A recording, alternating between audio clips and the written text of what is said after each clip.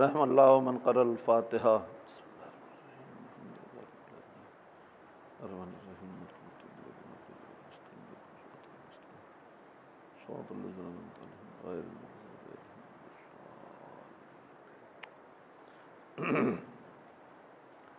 لا حول ولا قوة اعوذ باللہ من الشیطان اللعین الرجیم.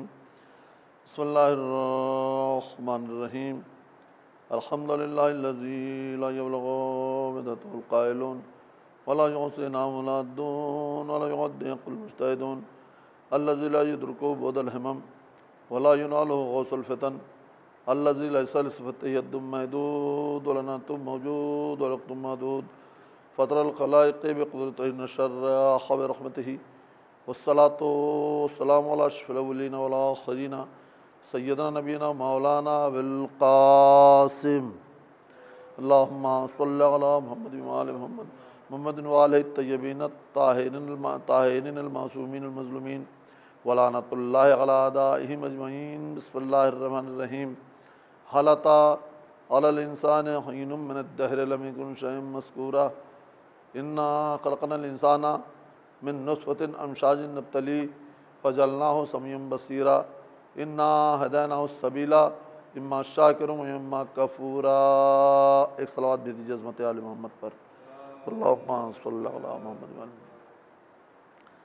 برادران عزیز، عزادار امام سید الشہداء،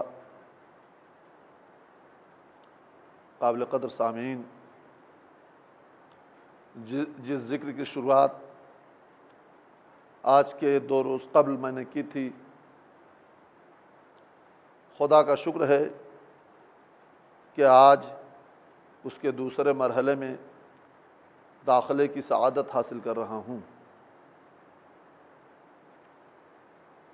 خلاق کائنات مالک ارض و سما اپنی مقدس کتاب، وہ کتاب جس میں پروردگار عالم نے اس کتاب کے ذریعے اور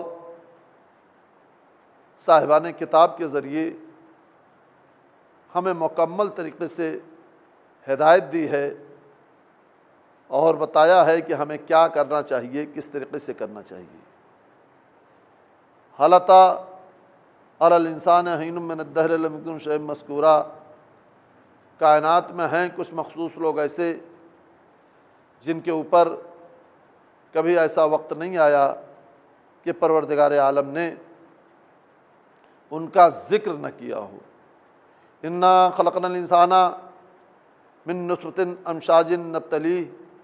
تمام انسانوں کو ہم نے مرد اور عورت کے ملے جلے جوہر حیات سے خلق کیا. نبتلیہ خلق کرنے کا مقصد کیا تھا کہ ہم اس انسان کو آزمائیں گے، اس کا ٹیسٹ لیں گے، اس کا امتحان لیں گے. کیوں لے گا امتحان؟ فجعلناہ سمیعا بصیرا. اس لیے امتحان لے گا کہ میں نے اس انسان کو سننے جیسی طاقت دی ہے، دیکھنے جیسی قوت عطا کی ہے. ٹیسٹ کیوں لے گا؟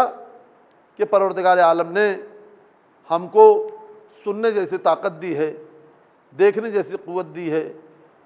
انا ہدیناہ السبیل. اور امتحان کیوں لے گا؟ اس لیے لے گا کہ پروردگار عالم کہہ رہا ہے کہ ہم نے تمہاری ہدایت ماضی میں کر دی، تمہاری ہدایت ماضی میں کر دی. اما شاکروں و اما کفورا. اب یہ انسان کا اختیاری عمل ہے کہ وہ چاہے تو اپنی فطرت کے ذریعے سے شکر گزار انسان بن جائے یا اپنی فطرت کے ذریعے سے کفر اختیار کر لے. اب سارا دار و مدار، ساری چیزیں پروردگار عالم نے ہمارے اوپر دے دیا ہے کہ تم چاہو تو اپنی فطرت کے ذریعے سے شکر گزار بن جاؤ، چاہو تو اپنی فطرت کے ذریعے سے کفر اختیار کر لو. اور پروردگار عالم نے، دیکھیے سب سے بڑی چیز یہ ہے، آپ کو ایک چیز بتا دوں کہ انسان کہ ضمیر کب بیدار ہو جائے، انسان کب بیدار ہو جائے، اسے یہ نہیں معلوم ہوتا کہ وہ کب بیدار ہو جائے. اس کے اندر کب بیداری آ جائے یہ اسے بالکل نہیں معلوم ہے۔ یہ بالکل آپ نہ سوچئے کہ ہم مجلسوں میں آ رہے ہیں تو ہماری بخشش ہو جائے گی، ہم نوحے پڑھ رہے ہیں تو ہماری بخشش ہو جائے گی، ہم ماتم کر رہے ہیں تو ہماری بخشش ہو جائے گی، ہم تبرک تقسیم کر رہے ہیں تو ہماری بخشش ہو جائے گی۔ نہیں، بلکہ معصوم نے ارشاد فرمایا ہے کہ ہر نماز میں دعا کرو کہ پالنے والے آخری وقت تک ایمان سلامت رہے، آخری وقت تک ایمان سلامت رہے۔ ایمان میں کب ادھر ادھر ہو جائے، ایمان کب ادھر ادھر چلا جائے، ایمان میں کب لغزش پیدا ہو جائے، یہ ہمیں آپ کو بالکل نہیں معلوم ہے کہ ہمارا ایمان کب ادھر ادھر چلا جائے، ہمارا ایمان میں کب لغزش ہو جائے۔ یہ ہمیں سوچنے کی ضرورت ہے کہ دنیا میں تھوڑی سی دولت دیکھ کر، تھوڑی سی شہرت دیکھ کر ہم یہ سوچیں کہ ہمارا یہ سٹینڈرڈ نہیں ہے، ہم یہاں جا کر کے بیٹھ نہیں سکتے، ہم یہاں جا کر اٹھ نہیں سکتے، ہم یہاں جا کر کے بول نہیں سکتے، ہم اور ان کے پاس جائیں۔ نہیں، یہ بالکل اپنے ذہن سے نکال دو۔ انسانیت کی قدر کرنا سب سے بڑی انسانیت ہے، انسانیت کی قدر کرنا سب سے بڑی انسانیت ہے، چونکہ اگر ہم انسانیت کی قدر نہیں سیکھیں گے تو پھر انسانیت کچھ بھی نہیں ہے۔ دیکھیے ابن ملجم، عبد الرحمن ابن ملجم مولا کائنات کے ساتھ تھا، لیکن تھوڑے سے روپے، تھوڑے سے پیسے کے لالچ میں آیا تو مولا کائنات کا قاتل بھی بن گیا، اور مولا کائنات سے جب سر پر ضربت ماری تو اس کو گرفتار کر کے جب مولا کائنات کے سامنے لایا گیا، گرفتار کر کے جب مولا کائنات کے سامنے لایا گیا تو مولا کائنات نے پوچھا، کیا میں تیرا بہترین امام نہیں تھا؟ کیا میں تیرا اچھا امام نہیں تھا؟ اس نے کہا، آپ یہ بتائیے، اگر یہ سوال ہم آپ سے کریں کہ کیا ہم آپ کے حق میں اچھے نہیں ہیں تو آپ کیا جواب دیجئے گا؟ ہاں یا نہ، یس یا نو؟ لیکن نہیں، عبد الرحمن ابن ملجم نے نسلوں کا پتہ بتا دیا ہے کہ جس کی نسل میں کمی ہوتی ہے، جس کے نطفے میں کمی ہوتی ہے، اس کے ہاں محبت علی سما نہیں سکتی ہے، اس کے ہاں محبت علی جذب نہیں ہو سکتی ہے، اس کے ظرف میں محبت علی آ نہیں سکتی ہے۔ جب تک ماں کا دودھ پاک و پاکیزہ نہیں ہوتا ہے تب تک محبت علی دل میں سما نہیں سکتی ہے۔ ایک صلوات بھیج دیجئے محمد و آل محمد پر، اللہم صلی علی محمد و آل محمد۔ ماں کی طہارت، ماں کے طہارت کی بہت بڑی چیز ہے، جب تک ماں طاہر نہیں ہوگی تب تک محبت علی سما نہیں سکتی ہے۔ تو مولا کائنات نے کیا پوچھا، کیا میں تیرا بہترین امام نہیں تھا؟ تو اس نے کہا، ہاں آپ میرے بہترین۔ اس نے کہا، مولا جس چیز کو جہنم اپنی طرف کھینچ رہی ہو وہ جنت میں کیسے جا سکتا ہے؟ آپ سمجھے نہیں؟ جس کو جہنم، اب اس کا مطلب یہ ہوا کہ کوئی اہل بیت کے در پر آ کر کے بھی جنت نہیں پا سکتا جب تک کہ وہ اپنا ایمان نہیں سلامت رکھے گا، اپنا نطفہ، اپنی غذا کو پاک نہیں رکھے گا، تب تک وہ جنت میں نہیں جا سکتا ہے۔ اور ہمیں اور آپ کو ہماتن کوشش کرنا چاہیے کہ ہم آپ نیک کام کرتے رہیں، اور یہ نہ سوچئے نیک کام کرنے کے رزلٹ اسی وقت ملتا ہے، اسی وقت نیک کام کرنے کے رزلٹ نہیں ملتا۔ ہمیں کب، ہماری زندگی کو کب معراج مل جائے یہ بالکل نہیں سوچنے کی ضرورت ہے۔ میں نے کہا نا، آخری وقت تک آپ دعا کیجئے کہ پالنے والے ہماری زندگی کو کبھی، ہمارے ایمان کو آخری وقت تک سلامت رکھنا، کبھی ہم گمراہیوں کے دلدل میں نہ پڑیں، کبھی ہم گمراہیوں میں نہ پڑیں، اور جب یہ دعا آپ کیجئے کہ ہمارے ایمان کو سلامت رکھنا۔ امام، دو واقعہ پیش کرتا ہوں۔ جو لوگ امام حسن کے ساتھ تھے، کیا انہوں نے کبھی یہ سوچا تھا کہ ہم امام حسن کا ساتھ چھوڑ دیں گے اور امام حسن کا ساتھ چھوڑ کر کے معاویہ کے لشکر میں شامل ہو جائیں گے؟ لیکن نہیں، تھے امام کے ساتھ، تھوڑے سے درہم و دینار کے چکر میں پڑھ کر وہ معاویہ کے لشکر میں شامل ہو گئے۔ حر امام حسین علیہ السلام کے ساتھ نہیں تھا، لیکن امام کا احترام اتنا کرتا تھا کہ امام کے پیچھے نماز پڑھتا تھا، امام سے دور خیمہ اتنی دور لگاتا تھا، خیمہ اتنی دور لگاتا تھا کہ امام کے خیمے کی آواز اس کے خیمے میں نہ جائے۔ امام کے خیمے سے دور اپنا خیمہ اتنی دور لگاتا تھا کہ اتنا احترام کرتا تھا۔ لیکن آپ یہ بتائیے، کیا وہ جنت کا حقدار تھا؟ وہ جنت کا حقدار نہیں تھا۔ جنت کا حقدار کب ہوا؟ جنت کا حقدار تب ہوا کہ جب اس نے خود اپنے نفس سے پوچھا، یہ میں نے کیا کیا؟ یہ میں نے کیا کیا؟ جتنی اچھی اصلاح، جتنی اچھی اصلاح خود ہمارا نفس ہماری کر سکتا ہے، اتنی اچھی اصلاح ہم اپنے بارے میں جتنا جانتے ہیں کہ ہم کیا کر رہے ہیں، کیا نہیں کر رہے ہیں، ہم اپنے بارے میں جتنا جانتے ہیں کہ کتنا اچھا کام کر رہے ہیں، کتنا برا کام کر رہے ہیں، کس کے کہاں پر ہم صحیح بول رہے ہیں، کہاں پر ہم غلط بول رہے ہیں، اتنا اچھا جتنا ہم خود اپنے بارے میں جانیں گے کہ ہم کیا کر رہے ہیں، اتنا کوئی دوسرا نہیں جانے گا۔ تو ہم کو اگر کہیں بلایا جاتا ہے تو ہم کہیں فیصلہ کرنے کے لیے، تو وہاں پر اگر ہم رشتہ داری، عزیز داری، تعلق داری نبھاتے ہیں تو ہم گویا حق کو کچل رہے ہیں۔ سب سے پہلے ہم کو اپنے اندر یہ طاقت پیدا کرنے کی کوشش کرنا چاہیے کہ چہ جائے کہ ہمارا بھائی کیوں نہ ہو۔ کربلا نے صرف ہمیں مجلس کرنا نہیں سکھایا ہے، کربلا نے صرف ہمیں فرش ازا بچھانا نہیں سکھایا ہے، کربلا نے صرف ہمیں اچھے اچھے تبرک تقسیم کرنا نہیں سکھایا ہے، کربلا نے صرف ہمیں کلچر، ہمیں انسانیت بتائی ہے، ہمیں کلچر بتایا ہے، دوسرے کے ساتھ سلوک کیا کرنا چاہیے، اس کو کربلا نے ہم کو بتایا ہے۔ کربلا کے ذریعے ہم کو بیدار کیا گیا ہے۔ ہم کو بیدار کرنے کی کوشش، اپنے کو خود، اپنے ضمیر کو اندر سے بیدار کرنے کی کوشش کرنا چاہیے کہ ہم کس طریقے سے اپنے کو بیدار کریں۔ حر نے جب تک خود سے نہیں سوچا، امام حسین علیہ السلام کے پیچھے نماز پڑھتا تھا، خیمہ اتنی دور لگاتا تھا کہ حسین کے خیمے کی آواز اس کے خیمے میں نہ جائے، اتنا احترام کرتا تھا۔ امام کے پیچھے نماز پڑھ کر کے بھی کوئی جنت کا حقدار نہیں ہو سکتا۔ امام کے پیچھے نماز پڑھ کر کے بھی کوئی جنت کا حقدار نہیں ہو سکتا۔ جنت کب ملے گی؟ جنت کب ملے گی؟ جب ہم خود اپنے نفس سے پوچھیں گے۔ حر نے شب عاشور خود اپنے نفس سے پوچھا، یہ میں کیا کر رہا ہوں؟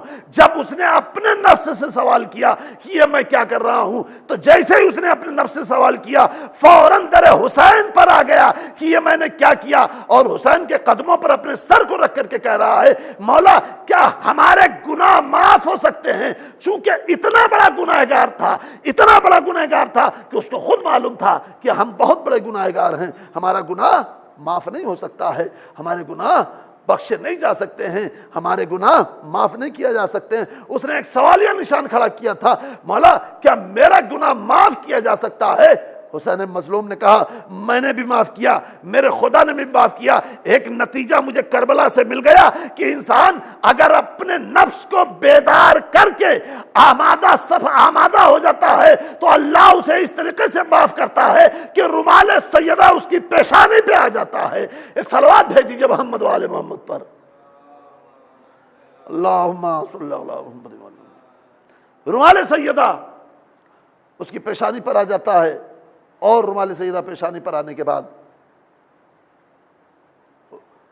حر نے بتا دیا کہ بیداری نفس سے ملتی ہے۔ کربلا کوئی یوں ہی نہیں ہے، کربلا نے ہمیں وہ سبق دیا ہے، وہ چیز دی ہے کہ آپ سوچئے، آپ ذرا اس بات پر غور کیجئے کہ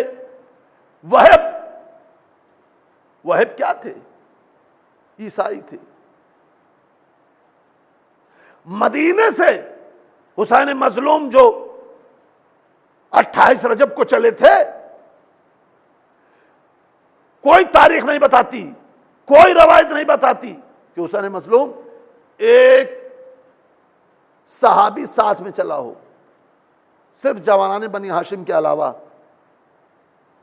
راستے میں لوگ ملتے گئے، حسین مظلوم کے ساتھ آتے گئے، راستے میں لوگ ملتے گئے، حسین مظلوم کے ساتھ آتے گئے، حسین مظلوم کے قافلے میں شامل ہوتے چلے گئے۔ وہب، آپ سوچ سکتے ہیں اہل بیت کی کردار کو؟ حسینیت صرف مجلس کرنے کا نام نہیں ہے، تبرک تقسیم کر دینے کا نام نہیں ہے، بلکہ حق کو حق تک پہنچا دینے کا نام حسینیت ہے۔ صحیح بات کو صحیح جگہ بول دینے کے نام حسینیت ہے۔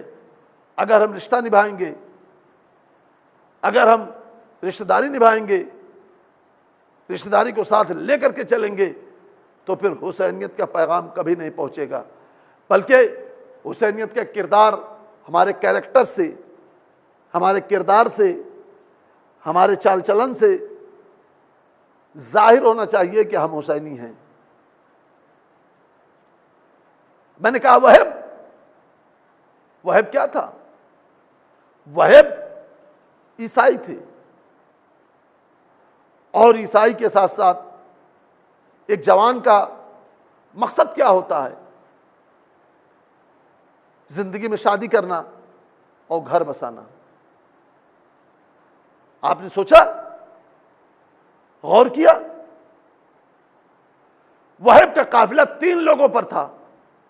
اس زمانے میں عرب میں چھوٹے قافلے والے جو ہوتے تھے وہ بڑے قافلے والوں کے ساتھ اس لیے آ جاتے تھے کہ راستے میں انہیں کوئی تکلیف نہ پہنچے، راستے میں انہیں کوئی ایذا نہ پہنچے، راستے میں انہیں کوئی تکلیف نہ پہنچائی جائے۔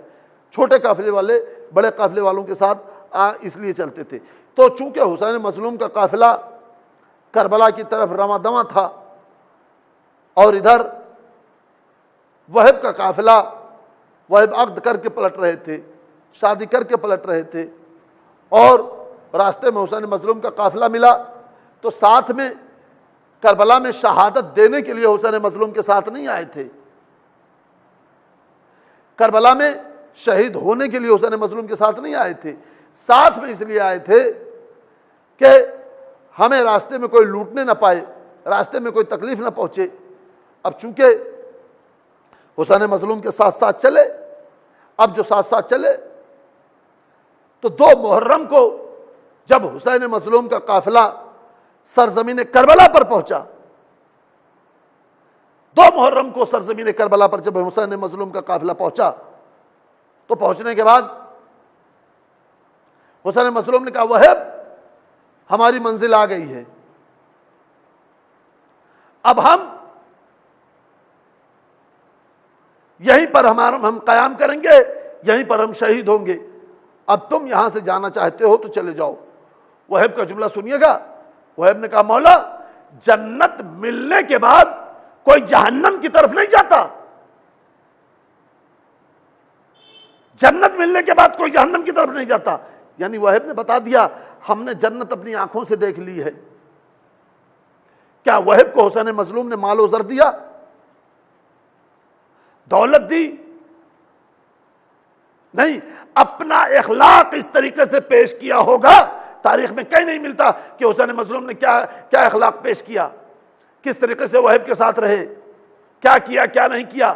صرف اتنا ملتا ہے کہ اپنا اخلاق اس طریقے سے پیش کیا، اپنا کردار اس طریقے سے پیش کیا کہ اب وہب نے کہا مولا جنت ملنے کے بعد کوئی جہنم کی طرف نہیں جاتا۔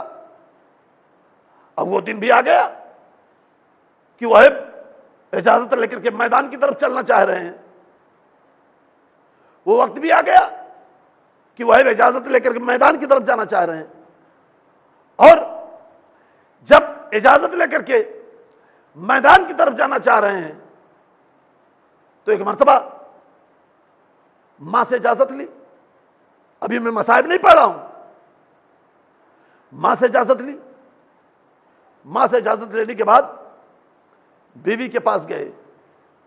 جانے کے بعد تھوڑی دیر گفتگو ہوئی. ماں نے سوچا شاید بیوی راستے سے ہٹا دے, کچھ بھڑکا دے. ایک مرتبہ کہا بیٹا نے کہا, ماں نے کہا بیٹا بیوی کے بہکانے میں مت آنا. اس نے کہا اماں میں انہیں راستے سے نہیں ہٹا رہی ہوں, ان سے کچھ ضمانت لے رہی ہوں, ان سے کچھ وعدہ لے رہی ہوں. ایک مرتبہ وہیب نے کہا وعدہ کہاں لوگی؟ کہا امام کے سامنے لیں گے. امام کے قریب آئے, اور امام کے قریب آنے کے بعد جیسے امام کے پاس آئے, امام سے کہا مولا, زوج وہیب نے کہا مولا آپ جانتے ہیں, بہتر طریقے سے آپ جانتے ہیں کہ میں نے اپنے باپ کا گھر چھوڑ دیا ہے, ان کے گھر ابھی پہنچی نہیں ہوں, اور یہ مرنے کے لیے جا رہے ہیں, حق پر مر رہے ہیں, یہ اپنی جان دے رہے ہیں حق پر. میں انہیں مرنے سے روک نہیں رہی ہوں, یہ شہید ہونا چاہتے ہیں تو شہید ہو جائیں, لیکن مجھ سے ایک وعدہ کر لیں, مجھ سے ایک وعدہ کر لیں. تو مولا حسین نے کہا بتاؤ کیا وعدہ لینا چاہ رہی ہو وہیب سے؟ کہا بس ایک وعدہ اتنا ہے کہ یہ جنت میں تب تک نہ جائیں جب تک مجھے نہ لے لیں. جنت میں اس وقت تک نہیں جائیں گے جب تک کہ مجھے نہ لے لیں. ایک مرتبہ مولا حسین نے کہا زوج وہیب یہ تو وہیب سے کیوں کہہ رہی ہے؟ میں جوانان جنت کا سردار ہوں, میں حسین ابن علی تجھ سے وعدہ کرتا ہوں, میں حسین ابن علی تجھ سے وعدہ کرتا ہوں کہ جب تک تو جنت میں نہیں جائے گی تب تک وہیب جنت میں نہیں جا سکتا. اب وعدہ کس کا؟ آپ بتائیں وعدہ کس کا؟ وعدہ حسین مظلوم کا. وعدہ کس کا؟ جس کے کہنے پر جنت سے لباس رضوان نے جنت لے کر کے آیا. وعدہ کس کا؟ جس کے روزہ رکھنے پر جنت سے روٹیاں آئیں,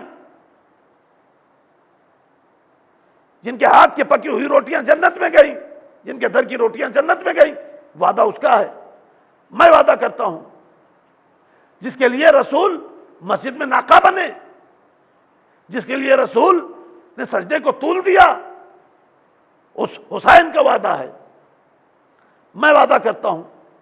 اچھا اب میرا آپ سے ایک سوال اور ہے, کربلا کے شہداء کے لیے کیا ہے؟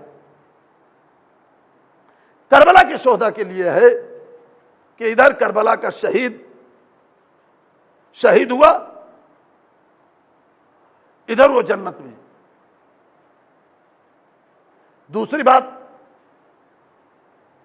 عورتوں پر جہاد ساقط ہے. عورتیں میدان جنگ میں جا کر جہاد کر نہیں سکتی. عورتوں پر جہاد ساقط ہے. عورتیں میدان جنگ میں جا کر کے جہاد نہیں کر سکتی, جنگ نہیں کر سکتی. اب کربلا کوئی ایسی ویسی جگہ نہیں ہے کہ کربلا میں شریعت کے خلاف کوئی کام ہو جائے, دین کے خلاف کوئی کام ہو جائے. اب اگر زوج وہیب قید ہو جائے شہزادی زینب کے ساتھ, اور کوفہ سے شام سے زندان شام کی سختیاں اٹھائے, تو کیا وہیب جنت کے دروازے پر کھڑا رہے گا؟ اس لیے کہ جنت میں جا نہیں سکتا. وعدہ حسین مظلوم نے کیا ہے, اور کربلا کے شہیدوں کے لیے ہے کہ ادھر ان کی شہادت واقع ہوئی, ادھر جنت میں, ادھر شہادت واقع ہوئی اور ادھر جنت میں. معلوم ہوا کربلا کے شہیدوں کے لیے جنت خود بیتاب ہے.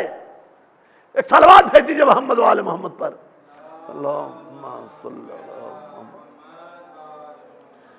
جنت خود ان شہداء کو جنت میں لینے کے لیے پریشان ہے. اب عام انسان اور کربلا کے شہیدوں میں فرق سمجھ میں آیا. عام انسان وہ ہے جو جنت میں جانے کی تمنا کرتا ہے، اور کربلا کے شہید وہ ہیں، کربلا کے شہداء وہ ہیں کہ جنت میں تابعین لینے کے لیے. اس سے بہتر صلوات بھیج دے محمد و آل محمد. اللہم صلی علی محمد و آل. جنت میں تابعین لینے کے لیے. اب آپ یہ بتائیں، تو جیسے ہی وہ میدان میں گئے، حسین مظلوم نے وعدہ کیا کہ میں وعدہ کرتا ہوں. وہ میدان میں گئے. دیکھیے قدرت کا نظام، دیکھیے قدرت کے نظام دیکھیے. تو ایک مرتبہ وہب شہید ہوئے. ایک ظالم نے وہب کی جس سر و تن میں جدائی کی، جدائی کرنے کے بعد ایک مرتبہ وہب کے سر کو اٹھایا. ماں در خیمہ سے کھڑی ہو کر کے وہب کی بیٹے کی جنگ دیکھ رہی ہے. یہ بھی ایک بہت بڑا کلیجہ ہے کہ کربلا کی ماؤں کا کردار آ کر کے دیکھو. کربلا کی ماؤں کا کردار دیکھو کربلا میں کیسا ہے کہ وہ اپنے بیٹے کی جنگ دیکھ رہی ہیں، سر و تن میں جدائی ہوتا ہوا دیکھ رہی ہیں. ایک مرتبہ دیکھتے دیکھتے تاریخ نے لکھا ہے کہ جب کربلا میں یہ دیکھا، وہب کی ماں نے در خیمہ سے کھڑے ہو کر جنگ دیکھ رہی تھی کہ ایک ملعون نے وہب کے سر و تن میں جدائی کر کے وہب کی طرف، وہب کی ماں کی طرف وہب کا سر پھینکا. وہب کی ماں نے سر کو لیا اور آنکھوں سے لگایا. آنکھوں سے لگانے کے بعد کہا، جو میں راہ حسین میں دے دیتی ہوں اس کو میں واپس نہیں لیا کرتی. راہ حسین میں جو چیز دے دی جاتی ہے وہ واپس نہیں لی جاتی ہے. جیسے یہ کہا کہ راہ حسین میں جو میں دے دیتی ہوں اس کو میں واپس نہیں لیتی. یہ کہہ کر کے واپس کیا فوج یزیدی کی طرف وہب کے سر کو. یہ منظر زوجہ وہب در خیمہ پر کھڑی ہوئی، اپنی ماں کے پیچھے کھڑی ہو کر، زوجہ وہب کی ماں کے پیچھے کھڑی ہو کر کے یہ منظر دیکھ رہی تھی. ایک نیزہ لیا، نیزہ لے کر کے آگے بڑھی. برداشت نہ ہوا، لیکن چونکہ جہاد کرنے نہیں جا رہی تھی، جذبات نے مجبور کیا. ظالموں نے جو برتاؤ کیا، جو اخلاق پیش کیا، اس جذبات نے مجبور کیا اور ایک نیزہ لے کر کے آگے بڑھی اور اس ملعون کو جس نے سر و تن میں جدائی کی تھی اس کو واصل جہنم کیا. اس کو واصل جہنم کیا. اور واصل جہنم جیسے اس کو واصل جہنم کیا، دوسرا ملعون آگے بڑھا. آگے بڑھ کر کے اس نے زوجہ وہب کو وہیں پر شہید کیا. اب معلوم ہوا کہ حسین مظلوم کی امام کی زبان کیا ہوتی ہے. امام کی زبان میں کوئی نہ کوئی مصلحت چھپی ہوتی ہے. امام نے کہا، میں وعدہ کرتا ہوں وہب جب تک تیری زوجہ نہ جائے گی تب تک تو جنت میں نہ جائے گا. اگر زوجہ وہب اسیر ہو گئی ہوتی تو وہب بھی تب تک کھڑا رہتا جنت میں جب تک وہب کی زوجہ نہ جاتی. ایک صلوات بھیج دیجیے محمد و آل محمد پر. عظمت کو پہچانیے. کربلا کیا ہے؟ کربلا میں نے ہمیں اخلاق سکھایا ہے. کربلا نے ہمیں درس دیا ہے. کربلا نے ہمیں پیغام دیا ہے. کربلا میں ہمیں جینے کا سلیقہ سکھایا ہے. کربلا نے ہمیں بات کرنے کا سلیقہ سکھایا ہے، ورنہ انسانیت ختم ہو گئی ہوتی. آج حسینیت کا پرچم، حسین نے تو صرف کربلا میں جان دی تھی، لیکن آج حسینیت کا پرچم دنیا کے گوشے گوشے میں جناب فیروز صاحب، جناب سیف صاحب، جناب علوی صاحب کس طریقے سے پردیس میں گھر سے دور رہ کر کے بھی آپ دیکھیے کہ مجلس اعزا کا کس طریقے سے انعقاد کر رہے ہیں، اور اس مجلس اعزا کے انعقاد میں کس طریقے سے کی جفا کشی کی جا رہی ہے کہ اگر ذاکر آ نہیں پا رہا ہے تو آن لائن مجلسیں ہوں گی. آن لائن مجلسیں ہو رہی ہیں جو ایک ذاکر کے لیے بھی بہت سخت مرحلہ ہے اور سننے والے کے لیے بھی سخت مرحلہ ہے.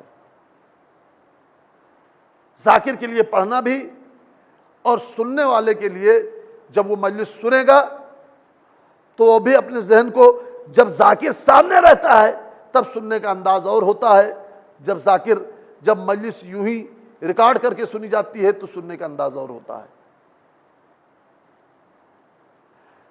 تو میں نے کہا کربلا نے ہمیں ہمارے ذہنوں کو بیدار کیا ہے، ہمارے ذہنوں کو جگایا ہے۔ اور ایک چیز اور آپ سن لیجئے، حق کے ساتھ چلنا اگر کسی نے سکھایا ہے تو کربلا نے سکھایا ہے، ورنہ حق کچل کر کے رکھ دیا جاتا، حق دبا کر کے رکھ دیا جاتا۔ بس عزاداران امام مظلوم کربلا، آج محرم کی 3 تاریخ ہو گئی، بڑی جلدی جلدی یہ ایام تمام ہو جاتے ہیں، ہمیں پتہ بھی نہیں چلتا یہ ایام تمام کیسے ہو رہے ہیں۔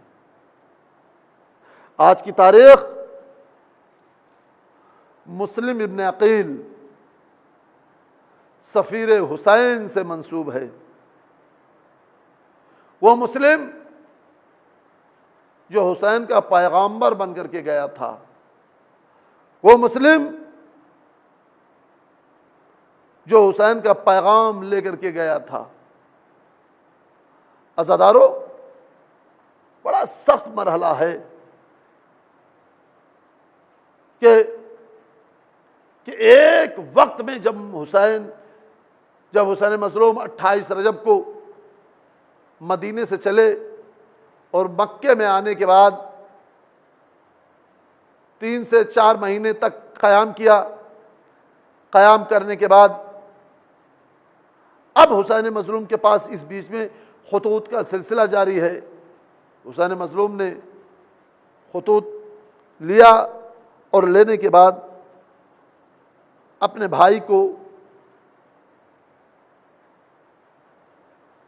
کو بھیجا کہ مسلم وہاں کے حالات سے مجھے باخبر کرو۔ آپ حضرات نے جناب مسلم کی شہادت بارہا سنی ہے اور برابر سنی ہے۔ میرا دل چاہتا ہے آج میں ان مسلم کے یتیموں کی شہادت پڑھوں جو باپ کے ساتھ تو گئے تھے لیکن باپ سے بچھڑنے کے بعد مل نہ سکے۔ آپ نے سوچا وہ بچے جو کم سن تھے، محمد اور ابراہیم 7 اور 8 برس کا سن، میں نے کہا کربلا کوئی معمولی چیز نہیں ہے۔ کربلا کی ماؤں نے ایک عجیب حوصلہ ہمیں دیا ہے۔ ہمارے گھر کی عورتوں کو بھی، ماؤں بہنوں کو بھی اگر حوصلہ ملا ہے تو کربلا کی عورتوں سے ملا ہے۔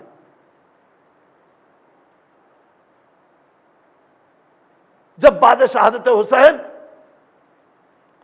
یہ لٹا ہوا قافلہ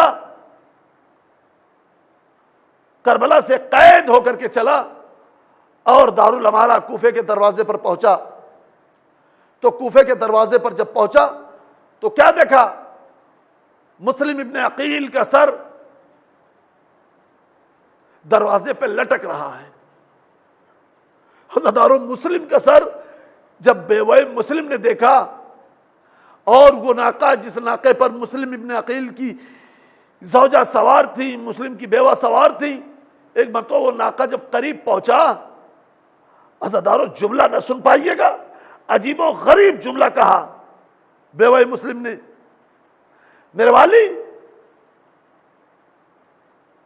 والی میں آپ سے شکایت نہیں کر رہی ہوں کہ میں قید کر لی گئی، میں اسیر کر لی گئی، میرے اوپر ظلم ہوا، میرے اوپر ستم ہوا، میں آپ سے شکایت نہیں کر رہی ہوں، بس اتنا کہنا چاہ رہی ہوں، مسلم کی آنکھوں سے آنسو جاری ہیں، بس اتنا کہنا چاہتی ہوں کہ بیٹیوں کو آپ نے میرے حوالے کیا تھا، میں نے بیٹیاں آپ تک پہنچا دی، بچوں کو میں نے بیٹوں کو آپ کے حوالے کیا تھا، وہ میرے بیٹے کہاں ہیں، بس اتنا بتا دو، وہ میرے بیٹے کہاں ہیں، بس مجھے اتنا بتا دو۔ ہاں زدارو، مسلم کی زبان تو نہ ہلی لیکن آنکھوں سے آنسو جاری رہا۔ اسی شہر میں بچے قید ہیں، ماں رسن بستہ ہو کر کے اسی شہر سے چلی گئی، بچوں کو نہیں معلوم، ماں کو نہیں معلوم کہ بچے قید ہیں۔ ہاں زدارو، جس قید خانے میں ان کمسن بچوں کو رکھا گیا تھا، ان بچوں کی خطا کیا تھی آپ کو بتاؤں؟ صرف اتنی خطا تھی کہ مسلم کے بچے تھے، بس صرف خطا اتنی تھی کہ مسلم کے بچے تھے، اور ان کی کوئی خطا نہیں تھی۔ وہ قید خانے کی زمینیں سنگلاخ تھی۔ سنگلاخ کا مطلب پتھر کا فرش جو تھا وہ نکیلا بنایا گیا تھا۔ دونوں بھائیوں نے آپس میں مشورہ کیا کہ آج جب داروغہ زندان آئے گا تو ہم اس سے بیٹھ کر کے سوال کریں گے کہ تو بتا دے ہماری غلطی کیا ہے، کس جرم میں، کس غلطی کی بنیاد پر یہ سزا ہمیں دی جا رہی ہے، کس جرم میں، کس غلطی کی بنیاد پر یہ سزا ہمیں دی جا رہی ہے۔ اور آپ کو بتاؤں، ان بچوں کے لیے کھانے کی غذا کیا تھی؟ دھوپ میں سکھائی ہوئی روٹیوں کے 2 ٹکڑے، 24 گھنٹے میں روٹیوں کے 2 ٹکڑے، 2 کوزے میں گرم پانی، بس اتنا ان بچوں کو دیا جاتا تھا۔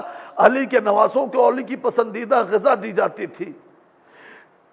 ہاں عزادارو، داروغہ زندان جب آیا، بچوں کے لیے کھانا اور پانی رکھ کر کے جانے لگا، بچوں نے کہا اے داروغہ زندان، ہم تم سے کچھ سوال کرنا چاہتے ہیں، کیا تو ہمارے سوال کا جواب دے سکتا ہے؟ کہا ہاں جواب دے سکتے ہیں، بیٹھو، کیا بتاؤ کیا سوال کرنا چاہتے ہو؟ کہا ذرا بیٹھ جاؤ، ذرا بیٹھ جاؤ۔ وہ بیٹھا اور اٹھ کر کے کھڑا ہو گیا۔ کہا کھڑے کیوں ہو گئے؟ کہا زمین سنگلاخ ہے، زمین نکیلی ہے، مجھ سے بیٹھا نہیں جا رہا ہے۔ ایک مرتبہ بچوں نے کہا ذرا ہمارے بارے میں سوچ کہ ہم کس طریقے سے اس فرش پر بیٹھتے ہیں۔ ہاں عزادارو، ایک مرتبہ بچوں نے اپنا تعارف کرایا۔ جب بچوں نے اپنا تعارف کرایا، ایک مرتبہ اس نے کہا ہمیں قتل کر دیا جائے، ہمیں مار ڈالا جائے، لیکن ہم ان بچوں کو قید میں نہیں رکھ سکتے۔ اپنے دل میں یہ ارادہ کر لیا، ہاں عزادارو، کار رات میں آئیں گے، دروازہ کھول دیں گے، تم چلے جانا۔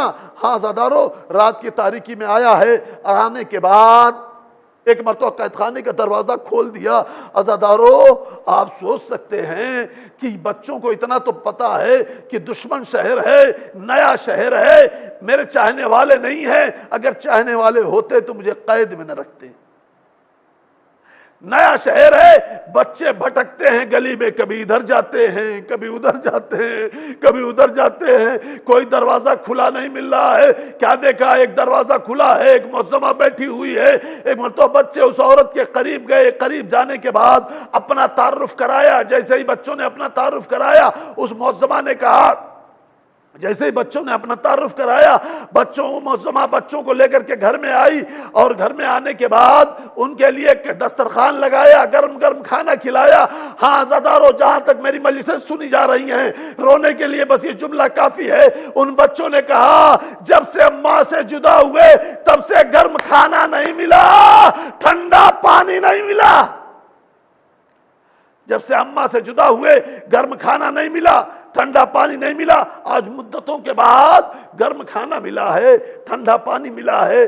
بس عزاداران امام مظلوم کربلا، تاریخ نے لکھا ہے کہ ایک مرتبہ بچوں کو بستر دیا گیا، بچے سونے کے لیے آمادہ ہوئے، ابھی سوئے ہی تھے کہ اس کا بیٹا آیا۔ ماں نے پوچھا تو کہاں گیا تھا؟ کہا میں مسلم کے بچے قید خانے سے کہیں چلے گئے ہیں، انہی کو تلاش کر رہا تھا۔ ابھی بچے کھا کر سوئے تھے کہ خراٹوں کی آواز اس ظالم کے کانوں میں پہنچی، اس دیواروں کو ٹٹولتا ہوا حجرے میں پہنچا۔ بچوں کو بیدار نہیں کیا، جگایا نہیں نیند سے، بلکہ شانوں کو پکڑ کر کھڑا کر دیا۔ کہا بتاؤ تم کون ہو؟ کہا کسی سے بتانا نہیں، ہم بیوے، ہم یتیم مسلم ہیں، ہم مسلم ابن عقیل کے یتیم ہیں۔ اس گھر کی معظمہ نے میرے اوپر رحم کھایا اور ہم کو اپنے گھر میں پناہ دی ہے۔ ایک مرتبہ بچوں کو لے کر کے آیا، ایک ستون کے قریب لے کر کے آیا، ایک ستون کے ایک طرف ایک بچے کو، دوسری طرف دوسرے بچے کو کھڑا کر کے ستون میں باندھ دیا۔ ستون میں باندھا اس لیے کہ یہ لیٹیں گے تو سو جائیں گے، ان بچوں کو سونے بھی نہیں دیا گیا، اگر لیٹیں گے تو سو جائیں گے، بچوں کو سونے نہیں دیا گیا۔ ایسا لگتا تھا کہ بچے گلے ملنا چاہتے ہیں لیکن بیچ میں ستون حائل ہو جاتا ہے۔ ہاں زاداران امام مظلوم کربلا، تاریخ نے لکھا ہے بس مجلس تمام ہو رہی ہے، چند منٹ کی آپ کی عبادت اور ہے، چند منٹ کی آپ کی عبادت اور ہے اور مجلس تمام ہے۔ تاریخ نے لکھا ہے کہ ایک مرتبہ صبح ہوئی، اپنے غلام سے کہا جاؤ ان بچوں کو قتل کر کے ان کا سر لے کر کے چلے آنا۔ غلام آگے بڑھا، ایک مرتبہ بچوں نے کہا کیا تم جون کو جانتے ہو؟ بچوں نے کہا تم کیا جانو جون کو؟ کہا کیا تم بلال کو جانتے ہو؟ غلام نے کہا تم کیا جانو بلال کو؟ تم کیا جانو جون کو؟ ایک مرتبہ کہا ایک ہمارے گھر کا مؤذن ہے، ایک ہمارے گھر کا غلام ہے۔ جیسے کہ ایک ہمارے گھر کا مؤذن تھا، ایک ہمارے گھر کا غلام ہے، فوراً پلٹ کر بچوں کو لے کر آیا، کہا تم مجھے قتل کر دے لیکن میں ان بچوں کو قتل نہیں کروں گا، تم مجھے قتل کر دے لیکن میں ان بچوں کو قتل نہیں کروں گا۔ فوراً اپنے بیٹے سے کہا لے جاؤ ان کو قتل کر کے لاشیں دریا میں پھینک دینا، سر لے کر کے چلے آنا۔ بیٹا لے کر کے آگے بڑھا، ایک مرتبہ کہا کیا تم عباس و علی اکبر کو جانتے ہو؟ کہا تم کیا جانو عباس و علی اکبر کو؟ کہا ایک ہمارا بھائی ہے، ایک ہمارا ماموں ہے، ایک ہمارا بھائی ہے اور ایک ہمارا ماموں ہے۔ جیسے یہ جملہ کہا کہ ایک ہمارا بھائی ہے، ایک ہمارا ماموں ہے، لے کر کے آیا اور آنے کے بعد کہا تم ہمیں قتل کر دو لیکن ہم ان بچوں کو قتل نہیں کریں گے، تم ہمیں قتل کر دو لیکن ہم ان بچوں کو قتل نہیں کریں گے۔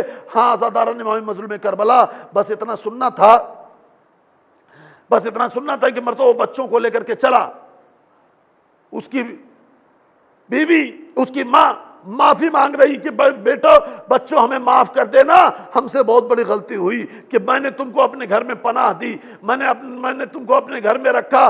ہاں زادارو، جیسے یہ جملہ سنا کہ میں نے تم کو اپنے گھر میں پناہ دی، معافی مانگ رہی تھی کہ ایک مرتبہ بچوں نے کہا آپ پریشان نہ ہوں، بس ہماری ایک وصیت سن لیجئے۔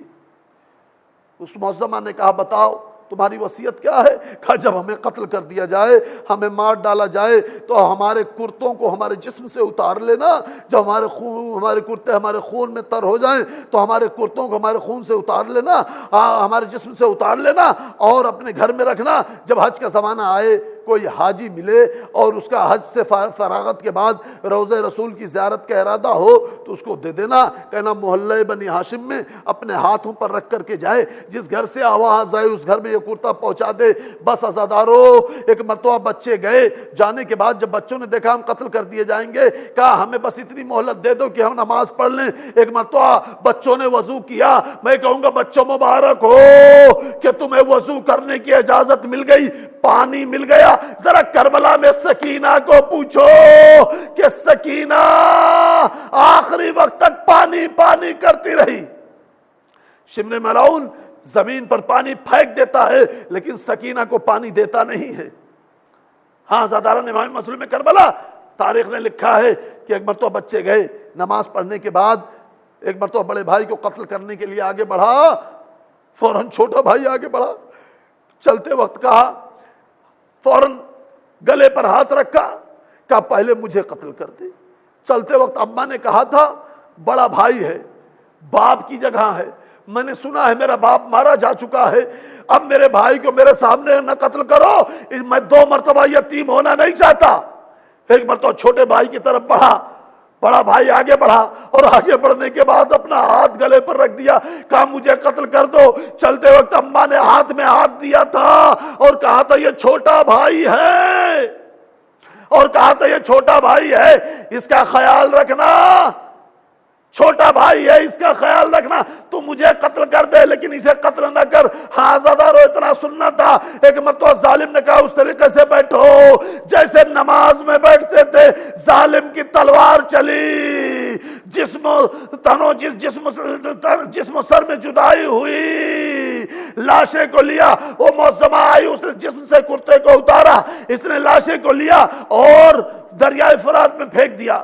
حج کا زمانہ آیا، بس عزادار و مجلس تمام ہے، حج کا زمانہ آیا، ایک ایک حاجی سے وہ پوچھتی رہی کہ کیا تمہارا حج کے بعد روضہ رسول سے کی زیارت کا ہے؟ ایک نے کہا ہاں میرا روضہ رسول کی زیارت پر جانے کا ارادہ ہے، اس نے بتایا، سارا واقعہ بتایا، اس نے کہا ارے یہ تبرکات مجھے دے دو، اس سے بڑی خوش نصیبی میری کیا ہوگی کہ رسول کے گھرانے کے تبرکات ان کے گھر تک پہنچا دوں۔ ایک مرتبہ حج کی فراغت کے بعد روضہ رسول کی زیارت سے فارغ ہونے کے بعد اپنے کرتوں کو اپنے ہاتھوں پر لیا اور محلے بنی ہاشم سے گزرا، ایک گھر سے آواز آئی ارے میرے بچوں کی خوشبو آ رہی ہے، کہا کنیز کو بھیج دو۔ کنیز آئی، کرتوں کو لے کر کے گئی۔ ایک مرتبہ بیوہ مسلم نے جناب زینب کو بلوایا اور کہا تمام بیویوں کو جمع کرو، میرے بچوں کے تبرکات آئے ہیں، ان کرتوں کے پاس ہم اس طریقے سے بیٹھیں گے جیسے مائیں اپنے بچوں کے جنازے پر بیٹھتی ہیں۔ ایک مرتبہ تمام بیویوں کو جمع کیا گیا، کرتا بیچ میں رکھا گیا، بیوہ مسلم کو پرسا دیا جا رہا ہے۔